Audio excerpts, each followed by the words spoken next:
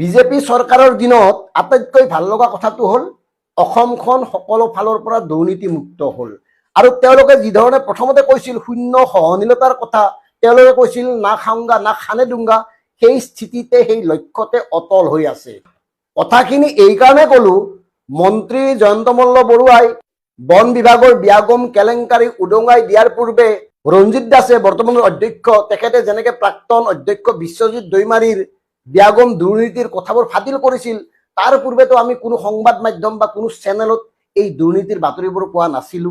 এনেকুৱা হোৱা নাইনে যে বিজেপিৰ ভিতৰ চৰাৰ দুৰ্নীতিবোৰ বিজেপিৰ নেতাসকলে মুকলি কৰি আছে? সেয়ে আমি শিৰোনামত উল্লেখ কৰিছো। মানে এই কাৰবাৰবোৰ দেখি বেজী আৰু চালনীৰ সাধুটো আমাৰ মনলৈ আহিছে।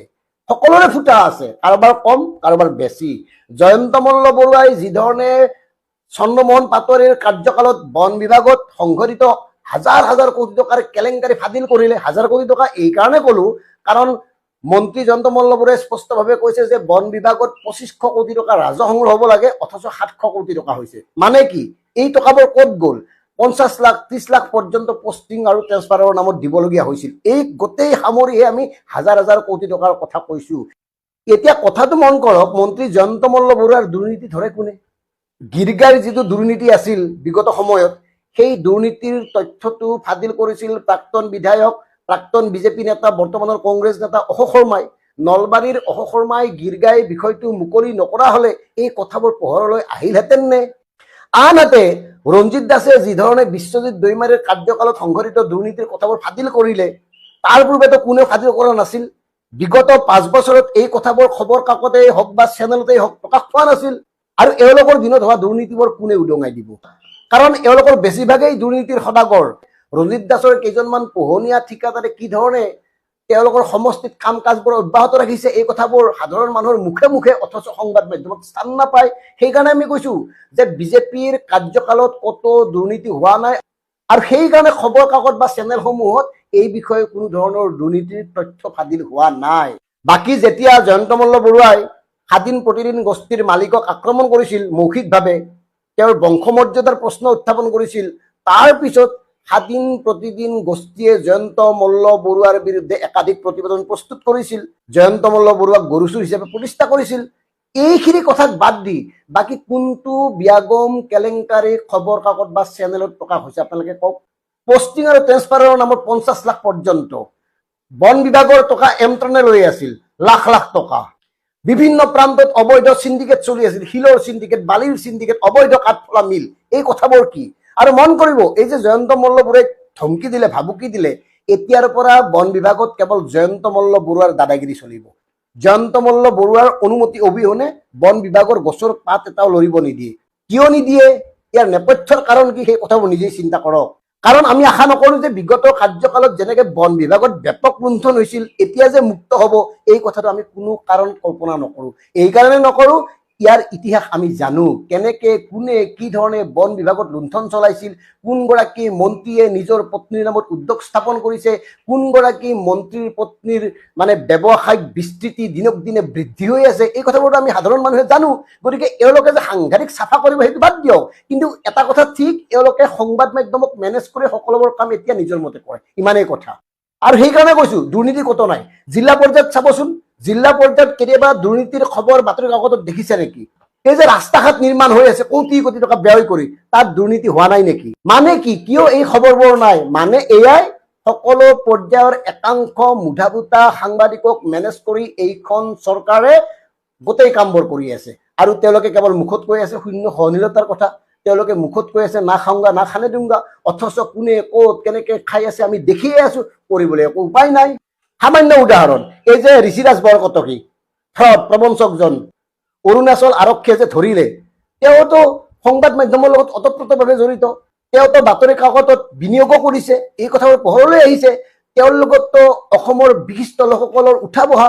মানে এওঁলোক কেনেকে 2 নম্বৰী কৰি আছে। যিজন মানুহে মুখ্যমন্ত্ৰীৰ ফটো ব্যৱহাৰ কৰি ব্লেকমেইলিং কৰে ব্যৱসায়িক, তেওঁলোকে এতিয়া আমাৰ জাতিৰ পুৰুষ হবলৈ আহে, জাতিৰ বিশিষ্ট ব্যক্তি হবলৈ আহে। ভাবক কিমান হাঁহিয়াতৰ কথা। সেইকাৰণে কৈছো এতিয়া দুৰ্নীতি কতো নাই, অশান্তি কতো নাই, চাৰিওফালে শান্তি, চাৰিওফালে প্ৰগতি, সকলোবোৰ মানুহৰ উন্নতি হৈছে, ক'তো সমস্যা নাই, ক'তো অভাৱ নাই, কি জাতীয় দল সংগঠন, কি বিশিষ্ট সাহিত্যিক, পণ্ডিত, সমালোচক, বুদ্ধিজীৱী সকলোবোৰ খোজ, ক'তো একো হোৱা নাই।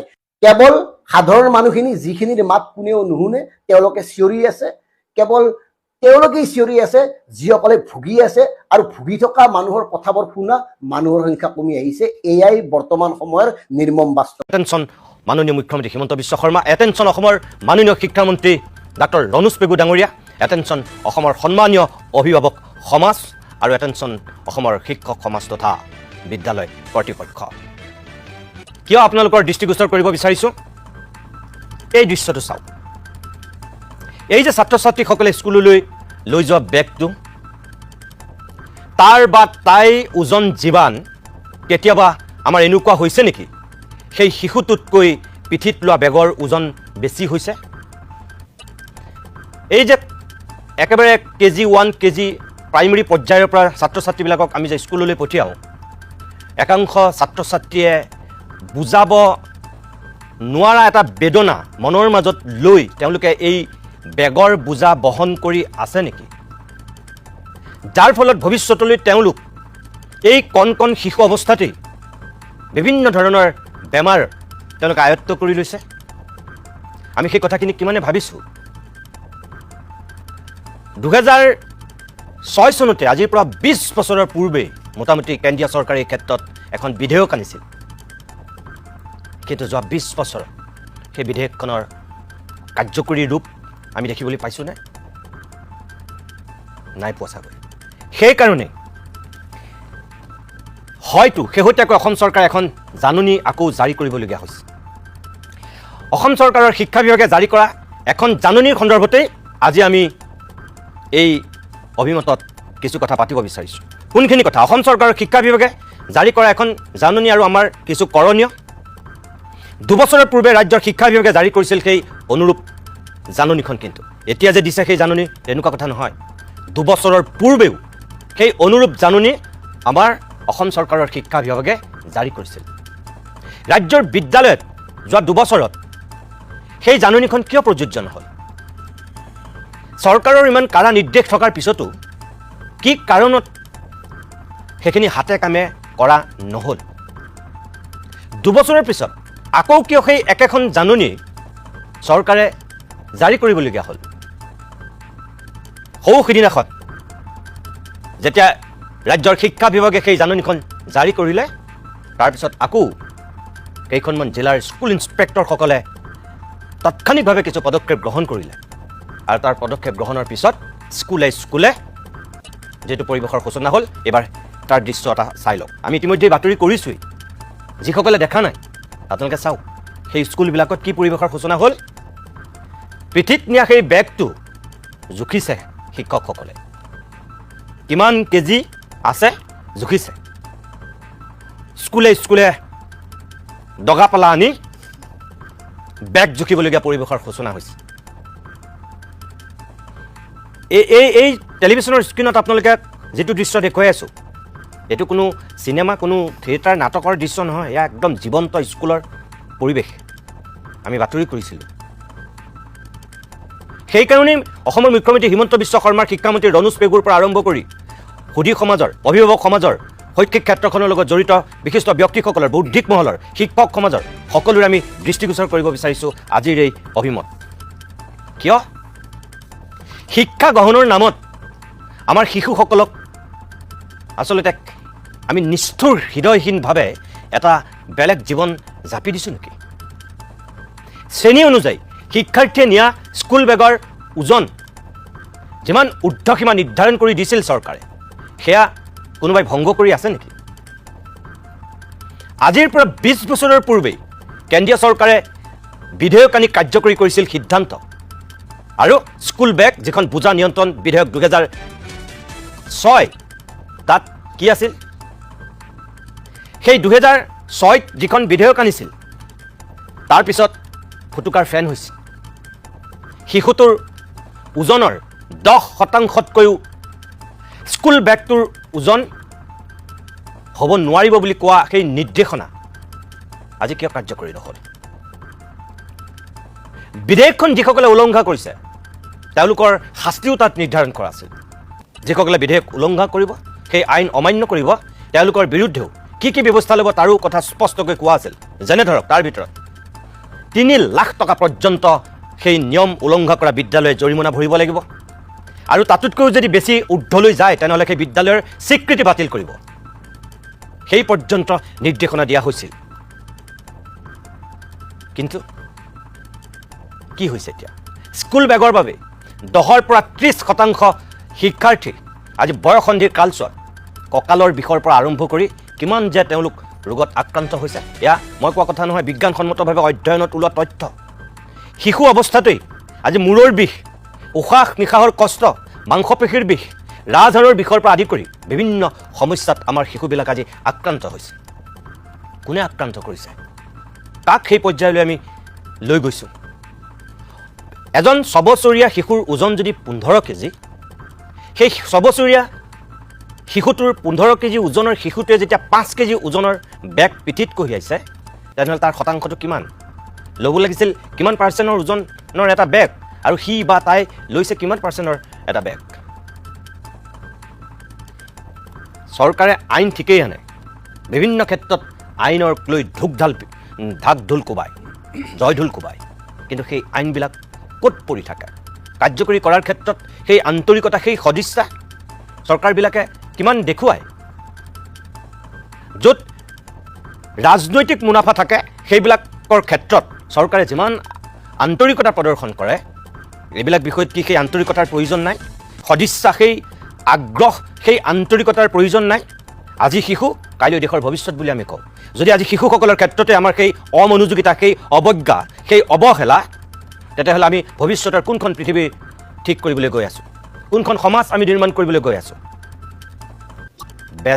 পিঠিৰ বোজা কঢ়িয়াওঁতে আমি একাংশ শিশুক ক'ৰবাত আমি যন্ত্ৰ কৰি পেলাইছোঁ।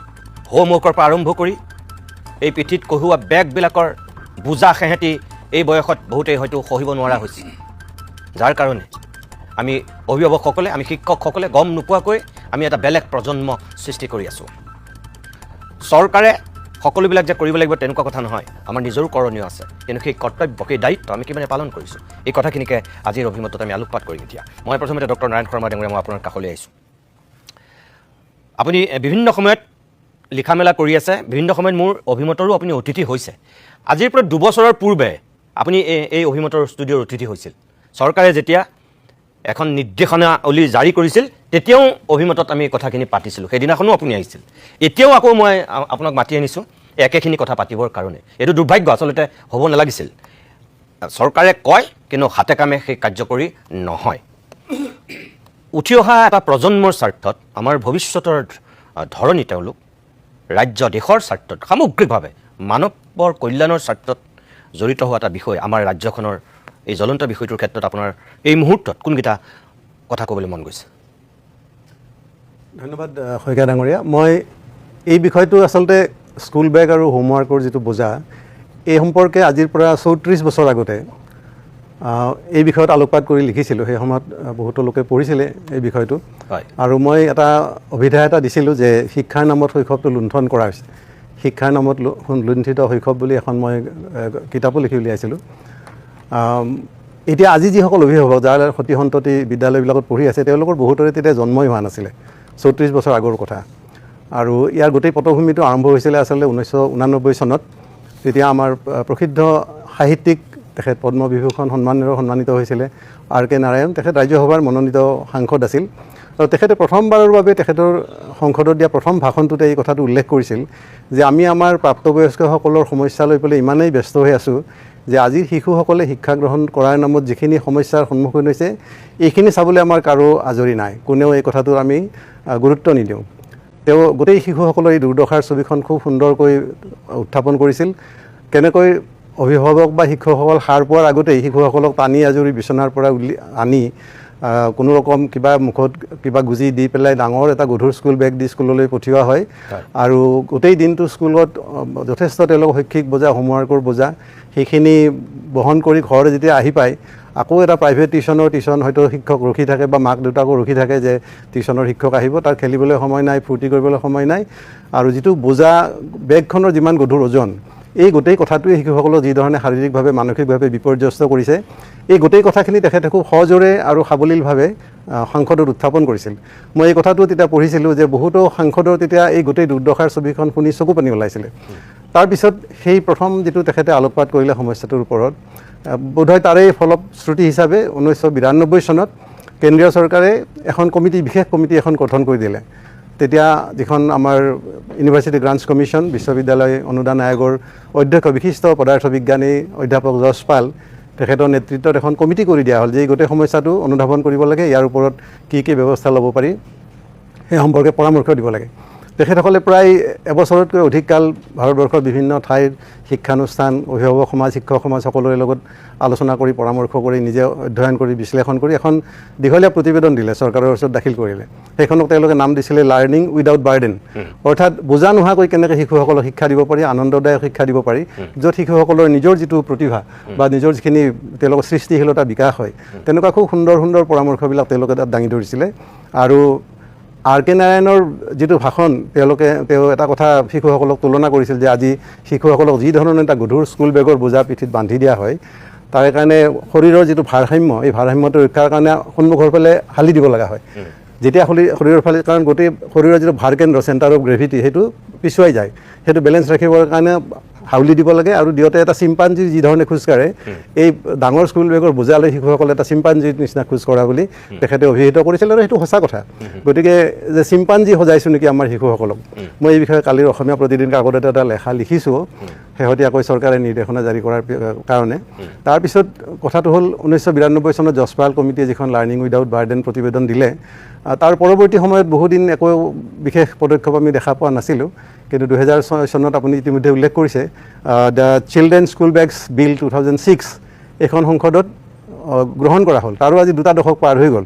তাত নিৰ্ধাৰণ কৰি দিয়া আছে যে এটা মানে শিশুৰ শৰীৰৰ যিখিনি ওজন সেই ওজন অনুপাতে কিমানখিনি গধুৰ হ'ব লাগে স্কুল বেগখনৰ বোজা, তাৰ 10%তকৈ বেছি হ'ব নালাগে। আৰু এইটো কোনো চৰকাৰী কমিটিয়ে কোৱা কথা নহয়, বিভিন্ন বিশেষজ্ঞ চিকিৎসক তেখেতসকলে বিভিন্ন বিস্তৃত অধ্যয়ন কৰি সেইটো গৱেষণা কৰি উলিয়াইছে যে শৰীৰৰ ওজনত 10%তকৈ বেছি যদি হয় ওজনটো বেগৰ ওজন তেতিয়াহ'লে নানান সমস্যা, শাৰীৰিক সমস্যা, মানসিক সমস্যা তেওঁলোকে ভোগে। আৰু কথাটো এনেকুৱা যদি 6 বছৰীয়া শিশু এটিৰ শৰীৰৰ ওজন 20 কিলোগ্ৰাম হয় তাৰমানে সি কঢ়িয়াব পৰা বেগটোৰ ওজন খুব বেছি 2 কিলোগ্ৰাম হ'ব। কিন্তু আমি সকলোৱে জানো যে তাতকৈ কিমান বহুত বেছি গধুৰ স্কুলৰ বেগৰ বোজা শিশুসকলে কঢ়িবলগীয়া হয় আৰু এইটোৱে যথেষ্ট ক্ষতি কৰিছে। বছৰ বছৰ ধৰি মই নিজেও ব্যক্তিগতভাৱে এই ক্ষেত্ৰত লেখা মেলাও কৰিছোঁ, আলোচনাও কৰিছোঁ, বহুত অভিভাৱককো অনুৰোধ কৰিছোঁ বা বিভিন্ন বিদ্যালয়ৰ বিভিন্নজনৰ লগত মাজে সময়ে আলোচনাও কৰিছোঁ। কিন্তু সকলোৱে যেন হেল্পলেছ, মানে সাৰ পাইছে। এতিয়া শেহতীয়াকৈ আমি আদৰণি জনাইছোঁ যে অসম চৰকাৰৰ শিক্ষা বিভাগে বিভিন্ন জিলাৰ বিদ্যালয় পৰিদৰ্শকসকলে একোখন নিৰ্দেশনা দিছে যে এইটো এইবাৰ কঠোৰভাৱে এই নিৰ্দেশনাটো পালন কৰিব লাগিব আৰু তাৰ কাৰণে তদন্তকাৰী কিছুমান দল থাকিব। আপুনি নিজে কি বুলি ভাবে যে ইমান দিনে এইখন যে কাৰ্যকৰী কৰা নাই ইয়াৰ গভীৰতাটো আমাৰ চৰকাৰবিলাকেও যিধৰণে মানে আন্তৰিকতাৰে আগ্ৰহেৰে ল'ব লাগে সেইধৰণে নোলোৱাৰ কাৰণে নে আমাৰ শিক্ষক সমাজ অভিভাৱকসকলো এই ক্ষেত্ৰত ইমান কনচাৰ্ণ হোৱা নাই? কোনটো আপুনি কোৱা প্ৰথম কথাটোৱে হ'ব। তাৰমানে আৰ কে নাৰায়ণে সংসদত যিটো কথা কৈছিল যে আমি আমাৰ প্ৰাপ্তবয়স্কসকলৰ সমস্যাক লৈ ইমান বেছি ব্যস্ত যে শিশুসকলৰ কি হৈছে চাবলৈ আমাৰ আজৰি নাই, আহৰি নাই বা গৰজ নাই। আৰু মই ভাবোঁ যে সেই অৱজ্ঞাটোৰ উদাসীনতাৰ ফলতে আজি এনেকুৱা এটা ক্ষতিকাৰক ব্যৱস্থা ইমান দিন চলি থাকিব পাৰিছে। দ্বিতীয় কথা হৈছে যে স্কুল কৰ্তৃপক্ষ যিবিলাক আছে এই তেখেতসকলে এই কথাটোত মানে বিশেষ কিবা গুৰুত্ব দিছে বুলি মই ভবা নাই। কাৰণ কোনো স্কুলৰেই এই ক্ষেত্ৰত কোনো আন্তৰিকতা আমি দেখা পোৱা নাই। অসম জাতীয় বিদ্যালয় যিখনৰ লগত জড়িত আছোঁ সেইখনৰ কথা ক'বই লাগিব। এই কথাটো আমি তাত কিন্তু সম্পূৰ্ণৰূপে পালন কৰি আহিছোঁ। বেগৰ বোজা নাই, হোমৱৰ্কৰ বোজা নাই। তাৰ বাহিৰে মই কোনো বিদ্যালয়ত মই জনাত তেনেকুৱা মই কাৰো প্ৰচেষ্টা দেখা নাই। গতিকে স্কুল কৰ্তৃপক্ষবিলাকৰ এই ক্ষেত্ৰত কৰণীয় বহুত আছে, কামখিনি কৰা নাই। দ্বিতীয়, আমি বহুত অভিভাৱকক এই কথাটো সোধোঁ যে আপুনি যে এই সৰু ল'ৰাটোৰ পিঠিত ইমান ডাঙৰ গধুৰ বোজাটো লৈ যায়, বহুত সময়ত অভিভাৱকসকলে কঢ়িয়াই লৈ যাব লগা হয়, বিদ্যালয়ৰ গেটত আকৌ তেওঁলোকে কঢ়িয়াই লৈ যাব লগা হয়। আপোনালোকে এই কথাটো গৈ বিদ্যালয় কৰ্তৃপক্ষক, প্ৰধান শিক্ষকক, অধ্যক্ষক কিয় নজনায় যে এইটো ঠিক কথা হোৱা নাই, প্ৰশ্ন হৈছে? মই দেখিলোঁ যে এই কথাটো গৈ পেলাই বিশেষকৈ বিদ্যালয়, ব্যক্তিগত বিদ্যালয় কৰ্তৃপক্ষক এই কথাটো প্ৰশ্ন কৰাৰ সাহসটো আমাৰ বহুত অভিভাৱকৰে নাই। এইটো একেবাৰে অপ্ৰিয় সত্য কথা যে ক্ষতিকাৰক কিবা এটা থাকিলেও তেওঁলোকে এনেকৈহে কয়, নাই আমিনো ক'লে ক'ত শুনিব, মোৰ ল'ৰাটোকে আৰু কিবা অনিষ্ট কৰিব মই যদি কমপ্লেইন এটা দিবলৈ যাওঁ। এইটো হৈছে একেবাৰে খুব স্বাভাৱিকভাৱে পোৱা সকলোৰে পৰা উত্তৰ। মোৰ অভিজ্ঞতাৰ কথাটো মই কৈছোঁ। কোনে সেই কথাটো গৈ পেলাই আলোচনা কৰিবলৈ বা পৰামৰ্শ এটা দিবলৈ সাহসেই নকৰে। আৰু তেওঁলোকে বহুতে এইটো ভাবে যে আমি গৈ ক'লেও এইটো কৰ্তৃপক্ষই এই কথাটো নামানে, সেইকাৰণে বোধহয় তেওঁলোকে সেইকাৰণেও পিছুৱাই থাকে। মই 100% দোষ অভিভাৱকক দিব নোৱাৰোঁ, কিন্তু মই ভাবোঁ যে এই ক্ষেত্ৰত মোৰ যিটো ইমান দিনৰ অভিজ্ঞতা, যিহেতু বিদ্যালয়বিলাকে কৰা নাই, চৰকাৰে এই কথাটো কঠোৰভাৱে প্ৰণয়ন কৰি ৰূপায়ণ কৰাৰ বাহিৰে বোধহয় বিকল্প নাই। এইটো কৰিব লাগিব। এইটো আমাৰ শিশুসকল যাহাক আমি ভৱিষ্যতৰ নাগৰিক বুলি কৈ আছোঁ, ভৱিষ্যতৰ নাগৰিকক যদি আমি এতিয়াৰ পৰাই কঁকালৰ বিষ, ডিঙিৰ বিষ, মূৰৰ বিষৰ সমস্যাৰে ভাৰাক্ৰান্ত কৰোঁ, তেতিয়াহ'লে তেওঁলোক আৰু সুস্থ ভৱিষ্যতৰ নাগৰিক কেনেকৈ হ'ব? গতিকে চৰকাৰে কঠোৰভাৱে নিয়ন্ত্ৰণ কৰা কথাটোৱে মই ভাবোঁ যে আটাইতকৈ ফলপ্ৰসূ কথা হ'ব। একদম। মই আকৌ আহিম আপোনাৰ কাষলৈ, ধন্যবাদ জনাইছোঁ। মই মডেল ইংলিছ স্কুলৰ ডাইৰেক্টৰ পংকজ দাস ডাঙৰীয়া আছে, যিহেতু আপুনি ব্যক্তিগত খণ্ডৰ বিদ্যালয় সন্থাৰ আপুনি উপদেষ্টাও। এই বিষয়টোৰ ক্ষেত্ৰত বিশেষকৈ চৰকাৰী বিদ্যালয়তকৈ ব্যক্তিগত খণ্ডৰ বিদ্যালয়বিলাকৰ বিৰুদ্ধে বেছি অভিযোগটো আছে যে অত্যাধিক বোজা তেওঁলোকৰ ওপৰত জাপি দিয়া হয়। আপুনি নিজে এখন বিদ্যালয়ৰ একদম ডাইৰেক্টৰ হোৱাৰ বাহিৰেও আপুনি ব্যক্তিগত খণ্ডৰ বিদ্যালয়ৰ আপুনি এটা সময়ত বিষয়বাবদ তেতিয়াও আপুনি উপদেষ্টা হিচাপে আছে, যিহেতু আপোনাৰ স্থিতিটো কি, আপোনাৰ বক্তব্যটো কি এই ক্ষেত্ৰত? আপুনি চাগে গম পায় এতিয়া শেহতীয়াকৈ চৰকাৰী নিৰ্দেশনা দিয়াৰ পিছত কেইবাখনো জিলাত মানে স্কুল ইনস্পেক্টৰে কাৰা নিৰ্দেশ দিছে। যেনে ধৰক এতিয়া শিৱসাগৰ জিলা প্ৰথম আছে, শিৱসাগৰত আৰম্ভ হ'ল, তাৰপিছত গোলাঘাট, আমাৰ গুৱাহাটী, 35খন জিলাৰ ভিতৰত একেবাৰে আঙুলিৰ মূৰত লিখিব পৰা এখন 3-4খন জিলা এতিয়ালৈকে আছে। তাৰ বাহিৰে বাকীখিনিয়ে কিন্তু এতিয়ালৈকে এইটোত গুৰুত্ব দিয়া নাই। তেখেতে কৈছে কথাখিনি, আপোনাৰ মতে এইটোত গুৰুত্ব দিবলগীয়া বিষয় নহয় নেকি? নে আৰু গুৰুত্ব অফক'ৰ্চ দিবলগীয়া বিষয়, কিন্তু আপুনি প্ৰথমে ৰুট কজ এনালাইচিছটো কৰিব লাগিব যে এইটো কিয় হোৱা নাই। হয়, এতিয়া কেৱল এইটোৱে নহয়, শিক্ষা জগতত আপোনাৰ আৰু বহুতকেইটা কথা চলি আছে যে যেতিয়া কিবা এটা বেয়া হয়, আমি যেতিয়া ডিমাণ্ড কৰোঁ যে চৰকাৰে ঠিক কৰিব লাগে। আপুনি চাব, আম গছ ৰুলে কঁঠাল নালাগে, আমেই লাগিব। ইমান যেতিয়া হোৱা নাই, কিয় হোৱা নাই, তাৰ ৰুট কজ এনালাইচিছটো আমাক লাগিব। মই এটা তাৰ লগত আনুষংগিক কথা এটা কওঁ যে ৰুল ভায়লেশ্যন কিয় হয়। এতিয়া আপুনিও জানে, শৰ্মা ছাৰো জানে, তেওঁৰ স্কুলতো সেইটো প্ৰব্লেম যে বেছি এতিয়া 11-12ত যিখিনি ল'ৰা ছোৱালী ছায়েন্সত পঢ়ে তাৰ এটা বুজন সংখ্যা, আজি নিট হৈ গ'ল 20 লাখ, পাৰ্চেণ্টেজ কোনো নাজানে, কাৰণ সেইটো লুকাই হয়। সেইটো হ'ল দামী এডমিশ্যন বুলি যিটো কোৱা হয় কল'কিয়েলি। পিতৃ মাতৃয়ে স্কুলৰ দৰকাৰ নাই বুলিয়ে কৈ দিছে, তেওঁলোকে কোচিঙত যায়, দামী এডমিশ্যন লয়, সপ্তাহত এদিন প্ৰেক্টিকেল কৰিবলৈ যায়, আৰু বাকী স্কুলত নাযায়। কিছুমান স্কুলে সেইটো টকাটো লৈ পেলাই এডমিশ্যনটো দি থৈ দিয়ে, কাৰণ তেওঁলোকৰ বিনা কষ্ট টকাটো আহি আছে। এই কামটো কোনে কৰে? সাংবাদিকৰ পৰা আৰম্ভ কৰি স্কুলৰ প্ৰিন্সিপাল, জুডিচিয়াৰী, পুলিচ, বিউৰ'ক্ৰেট, মিনিষ্টাৰ, সকলোৱে কৰে, সকলোৱে সেই কামটো কৰি আছে। এইটো দেশকে যোনটো ভায়লেশ্যন, এইটো শিক্ষা বিভাগৰ মানুহেও কৰিছে, বৰ্ডৰ মানুহেও কৰিছে, চবেই কৰিছে। ঠিক তেনেকুৱাকৈ যেতিয়া আপুনি ৰুট কজটো আপুনি চাব লাগিব, সেইটো হ'ল আমাৰ ইয়াতে যোনটো শৰ্মা ছাৰে যিটো ক'লে যে সেইটো প্ৰফেচাৰ য়শ চোপ্ৰাৰ পৰা আৰম্ভ কৰি 2006 চনতে সেইটো একচুৱেলি আপোনাৰ তেতিয়াই নহয়, বেছিক এডুকেশ্যনৰ সময়ৰ পৰা, ভাৰত স্বাধীন হোৱাৰ আগৰ পৰা মহাত্মা গান্ধীয়ে যেতিয়া জাকৃষ্ণক দিলে, আপুনি ৰাধাকৃষ্ণ কমিশ্যন পঢ়ক, ফাৰ্ষ্ট NEP পঢ়ক, ছেকেণ্ড NEP পঢ়ক, চবতে এই একেখিনি কথাকে গাই থকা হৈছে, কিন্তু কামত কোনেও নকৰে। সেইটো হ'ল আমাৰ যোনটো এডুকেশ্যন ফিলচফি, আমি ল'ৰা ছোৱালীক প্ৰত্যেকটো বস্তু আমি এটা কনচেপ্টৰ পৰিৱৰ্তে আমি ফেক্ট মুখস্থ কৰিবৰ কাৰণে দিওঁ। আপুনি যদি আমাৰ কুৱেশ্যন পেপাৰ এনালাইচিছ কৰে, সেই ফেক্টটোৰ ওপৰতেহে কোৱা হয়। যেনেকৈ হোৱাই ৰিভলিউশ্যনছ হেপেন সেইটো কোৱা নহয়, ৰিভলিউশ্যন কিতাপ পঢ়োৱা হয়, ৰিভলিউশ্যন কেতিয়া হয়, কিয় বিপ্লৱ কিয় হয়, সেই ডাইনেমিক্সটো যিটো ধৰি লওক ইণ্টাৰনেশ্যনেল বেকালৰে যোনে কৰে থিয়ৰী অফ নলেজৰ ওপৰত এটা আছে থাকে। আমাৰ সেইবিলাক নজনা একো নাই। আমাৰ ছেক্ৰেটেৰী অফ এডুকেশ্যন তেনেকুৱাকৈ আদি কৰি যিমান মানুহ আছে, তেওঁলোকৰ ল'ৰা ছোৱালী IB পঢ়িছে, বিদেশত পঢ়িছে, এইবিলাক চব আমি জানো, কিন্তু আমাৰ ইয়াতে কাৰ্যত কৰা নহয়। আমি ডেছপাইট আমি বহুত মেমৰেণ্ডাম দিওঁ, তাৰপিছতো নহয়। এতিয়া চাব, আপোনাৰ কাৰিকুলাৰ কিতাপবিলাক, মই এবাৰ আমাৰ তেতিয়া প্ৰথম এফিলিয়েশ্যন যেতিয়া হৈছিল আমাৰ স্কুল, মই ছ'চিয়েল ছায়েন্সৰ কিতাপখিনি ওজন কৰি পেলাই, তেতিয়াৰ চেয়াৰমেন ইয়াত আমাৰ ইণ্ডাকশ্যন প্ৰগ্ৰেম হওঁতে মই ওজন কৰি দেখুৱাইছোঁ। বোলে একফালেদি কোৱা হয়, তেতিয়াও সেই কিতাপৰ বস্তুটোৱে আছিলে, তেতিয়া মই ওজন কৰি তেখেতক দেখুৱাইছোঁ বোলে এই কিতাপখনৰ ওজনে 2 কেজি, তেতিয়া হাঁহিছে, 5খন কিতাপ আছিলে। তাৰপিছত আকৌ আমাক কোৱা হয় যে ফাইনেন্সিয়েল লিটাৰেচি কিয় পঢ়োৱা নহয়, তাৰমানে প্ৰত্যেকৰ ডিমাণ্ড আৰু আহিহে আছে যে কিতাপ আৰু দিয়ক। গতিকে মানে আপুনি ক'ব বিচাৰিছে যে ডিমাণ্ড অনুযায়ী কিতাপ স্কুললৈ আনিবলৈ বাধ্য ছাত্ৰ ছাত্ৰী? নাই, মই কৈছোঁ কি, যদি আপুনি এই বস্তুখিনি বিচাৰে তেনেহ'লে কিছুমান ষ্টেপছ আছে। সেইটো হ'ল, এটা হ'ল আমাৰ স্কুলৰ যিটো পিৰিয়ড যিটো ল'ৰা ছোৱালী আহি থাকে স্কুলত থকাৰ ডিউৰেশ্যনটো সেইটো এটা 4 ঘণ্টাৰ পৰা 6 ঘণ্টা খুব বেছি ডিউৰেশ্যন ঘৰত পঢ়িবই লাগিল স্কুলত নহয় এতিয়া স্কুলত আমি কিতাপ ৰাখি দিছোঁ সৰু ল'ৰা ছোৱালী ৰখাৰ লগে লগে হৈছে কি ক্লাছ 2, 3, 4, 5লৈকে তেওঁলোকে কিতাপ থৈ যাব পাৰে কিন্তু তাতে গাৰ্জেনে স্বাভাৱিকভাৱে আপত্তি কৰে এটা হ'ল তেওঁলোকৰ খৰচ বাঢ়িব ঘৰতো অলপ পঢ়িব লাগিল আৰু পিতৃ মাতৃয়ে নিজৰ কপিখনত কি চেক হৈছে নহৈছে চাব খোজে তো এতিয়া মই আজি এটা বেগ ওজন কৰি চাইছোঁ সুদা বেগখনৰ ওজন আহিছিল 600 গ্ৰাম তাৰপিছত টিফিন বক্সটো ইতিমধ্যে খাইছে মই খোৱাৰ পাছত চাইছোঁ টিফিন বক্সটোৰ ওজন আছিলে 300 গ্ৰাম খাদ্য যদি 250 গ্ৰাম থাকে দুইটাৰ মিলি 1100 গ্ৰাম হ'ল তাতে আৰু ক্লাছ 1ৰ ল'ৰা তাত কি কিতাপ সোমাব 1.5 কেজিৰ বৰ্তমানৰ যিটো পৰিস্থিতি সেইটো নহয় সেইটো হ'ব নোৱাৰে কিন্তু আমি কৰিব লাগিলে আমি তাক ছিষ্টেমিক চেঞ্জ কিছুমান কৰিব লাগিব যদি আমি সেইটো বিচাৰিছোঁ আৰু বিচৰাটো উচিত আমি সেইটো কৰাটো ভাল যে যিটো কথা কৈছে মই ইয়াৰ ওপৰত সমাজৰ যিহেতু ডাক্তৰ তেখেত নিজে তাকো চাইল্ড স্পেচিয়েলিষ্ট তেখেতে বেছি জানিব মই এই বিষয়ত মোৰ ষ্টাডি মুঠেই নাই মই নাজানো সেইটো বিষয়ত মই কোনো ৰিচাৰ্চ এইবিলাকৰ এইটোৰ বিষয়ে পঢ়া নাই তো কিমানখিনি দাঙিলে কি হয় তাৰ কি ধৰণৰ ৰিচাৰ্চ হৈছে নহৈছে মই একো নাজানো হৈছে নিশ্চয় নহ'লে একখনকৈ পাছ হ'ব যদি সেইটো আমি কৰিব লাগে তেনেহ'লে তাত অন্য কামখিনি যেতিয়ালৈকে নকৰোঁ সেইটো নহ'ব সেইকেইটা কাম হ'ল আমাৰ ক্লাছৰ ডিউৰেশ্যনটো অলপ বাঢ়িব লাগিব যাতে বেছিখিনি কাম কাৰিকুলাৰ এৰিয়া যিখিনি কাম আছে আমি স্কুলতে পঢ়াব পাৰোঁ স্কুলতে শেষ কৰিব পাৰোঁ আৰু তাৰপিছত ঘৰত গৈ যাতে বৰ বেছি কাম নাথাকে আৰু পিতৃ মাতৃক আমি এটা কিবা এটা ব্যৱস্থা এটা উলিয়াব লাগিব যে সপ্তাহৰ শেষৰ দিনাখন হয়তো কাৰণ চবেই কিতাপ এইটো স্বাভাৱিক আপুনি আপোনাৰ ছোৱালীজনীৰ পঢ়াতনো শিক্ষকে ঠিকে কপি চেক কৰিছে নকৰিছে আপুনি চাব বিচাৰিব তেতিয়া সপ্তাহত এদিন মাক দেউতাকক ক'ব লাগিব যে শনিবাৰ বা শুক্ৰবাৰ যিটোৱে সপ্তাহটোৰ লাষ্ট ডে হয় আপুনি আহোঁতে বেগখন নিজে লৈ যাব কপিবিলাক লৈ যাব সাপ্তাহিক ধৰণত অনা নিয়াৰ কিবা ব্যৱস্থা কৰিব লাগিব এইবিলাক যদি নহয় তেনেহ'লে নহ'ব আৰু সেইকাৰণে মই এইটো বিচাৰোঁ যে ইয়াৰ ওপৰত আলোচনা হৈ পেলাই যেনেকৈ কিবা কথা হ'লে আমাক স্কুলত এতিয়া ধৰক বাছৰ কিবা এটা আছে বাছৰ কমিটিত দিল্লীৰ পৰা মানুহ আহিছে স্কুলৰ লগত আলোচনা কৰিছে তেনেকৈ স্কুলক যদি আমি স্কুলবিলাক হ'লেও আমি কাম কৰিব লাগিব আমি তো স্কুলক লগত সকলোৱে আলোচনা কৰি